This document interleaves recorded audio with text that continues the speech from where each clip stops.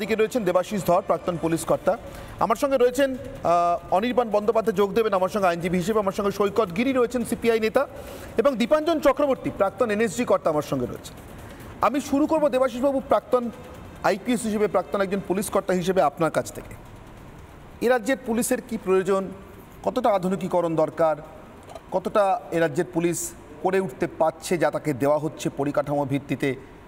আমি ডিএটা বলছি না, ওটা তো কেউই পায় না, আমি ওটা বাদ দিয়ে বলছি যেটা শুধুমাত্র পুলিশের জন্যই প্রযোজ্য।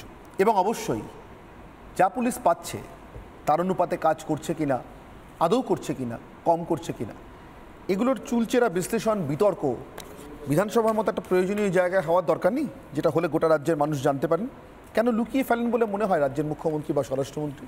আপনার কি মনে হয়? দেখুন, যদি আমরা চুলচেরা বিশ্লেষণ করি, একটা জিনিস আপনি দেখবেন, আমরা যখন পরীক্ষা দিতে যাই, মানে যখন আমরা পড়াশোনা করতাম, আমরা যে কোশ্চেনগুলো সবচেয়ে ভালো পারতাম সেগুলো তাড়াতাড়ি উত্তর দিয়ে দিতাম, কিন্তু যেগুলো নিয়ে আমাদের জানা ছিল না এগুলো আমরা একদম শেষের দিকে রাখতাম, যেখানে আমরা কিছু ভালোভাবে জানতাম না, যা খুশি একটা মানে গোজামিন দিয়ে ব্যাপারটাকে দাঁড় করিয়ে দিতাম। তো পুলিশ বাজেট এমনই একটা জিনিস, পুলিশ দেখুন, যদি গুরুত্বের দিক থেকে দেখেন, পুলিশ একটা রাজ্যের মানে সবথেকে গুরুত্বপূর্ণ দপ্তর। আমার মনে হয় অর্থ, স্বরাষ্ট্র, এগুলো এমন একটা দপ্তর যেগুলো ছাড়া কোনো রাজ্য চলতে পারে না, এবং যার সঙ্গে ল অ্যান্ড অর্ডার এইটা জড়িত আছে।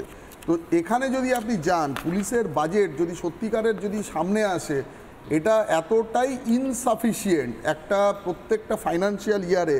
এই যে এর যে ট্রেন্ড চলেছে, পুলিশে মডার্নাইজেশন হয়েছে বিভিন্ন স্তরে। দেখুন, এর জন্য একটা সেন্ট্রাল গভর্নমেন্টের একটা মানে একটা নির্দিষ্ট উইং আছে, তারা প্রত্যেক বছর কিন্তু এই মডার্নাইজেশনে ফান্ড দেয়। কিন্তু পুলিশকে ডে টু ডে অপারেশনের জন্য যে ধরনের ইনফ্রাস্ট্রাকচার, তার আমি যেটা বলতে মানে চাইছিলাম যে তার সাথে আপনি দেখবেন গাড়ি বা সিসিটিভি, এআই প্রযুক্তি, বা ধরুন যেসব অস্ত্র শস্ত্র, ঢাল, তরোয়াল, এ সমস্ত নিয়ে পুলিশ ময়দানে নামে। মানে তরোয়ালটা আমি করে বললাম, বুঝতে পেরেছি। যাই হোক, তো সেই জায়গায় দাঁড়িয়ে যখন আমরা যে বুলেট প্রুফ জ্যাকেট বলুন, ওই রাবার বুলেট বলুন, বা অন্যান্য যে প্রযুক্তি, নাইট ভিশন ক্যামেরা বলুন, তার জন্য কিন্তু ম্যাক্সিমাম ফান্ড আসে কিন্তু মানে মডার্নাইজেশনের যে ফান্ড আছে সেন্ট্রাল গভর্নমেন্টের, সেটা থেকে আধুনিক। কিন্তু ডে টু ডে অপারেশনের জন্য সত্যি আপনি যদি কাউকে জিজ্ঞেস করেন যে একটা থানা কিভাবে চলে, কেউ তার উত্তর দিতে পারবে না। আমি দায়িত্ব নিয়ে বলছি, কেউ উত্তর দিতে পারবে না।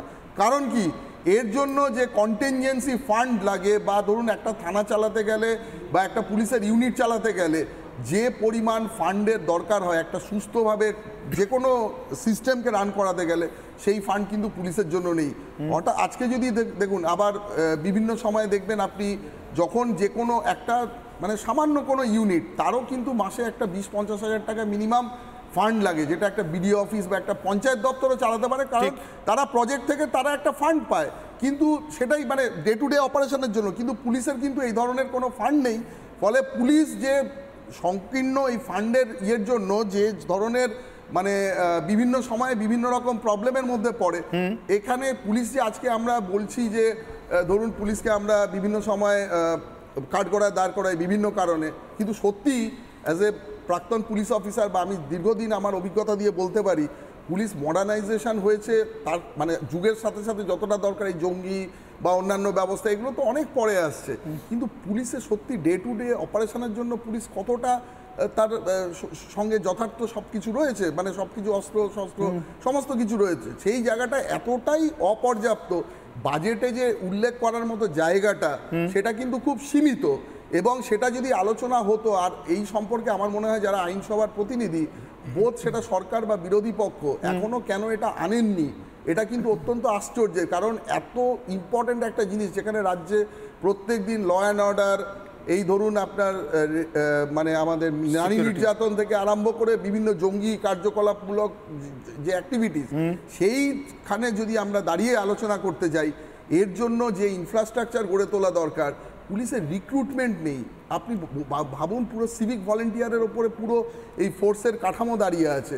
বিশেষ করে গ্রামাঞ্চলে পুলিশের যে অবস্থা, এক একটা থানাতে মানে হয়তো 8-9 জন করে কনস্টেবল আছে, 2-3 জন করে অফিসার আছে, পুরোটাই সিভিক ভলেন্টিয়ার্সের ওপরে চলছে। ফলে পুলিশের জন্য যে ধরনের মানে রিক্রুটমেন্ট থেকে আরম্ভ করে ডে অপারেশনের জন্য যে ধরনের ফান্ডের মানে দরকার তার পর্যাপ্ত কেন তার একেবারেই কিছু নেই বলেই হয়তো এই ব্যাপারটা কোনোদিন এইখানে আলোচনাতে আসেনি। নানা ধরনের কন্টেন্ট দেখার জন্য লাইক করুন, শেয়ার করুন আমাদের ফেসবুক পেজ, সাবস্ক্রাইব করুন আমাদের ইউটিউব চ্যানেল। পাশাপাশি অন্যান্য ব্রেকিং নিউজের জন্য অবশ্যই চোখ রাখুন রিপাবলিক বাংলায়।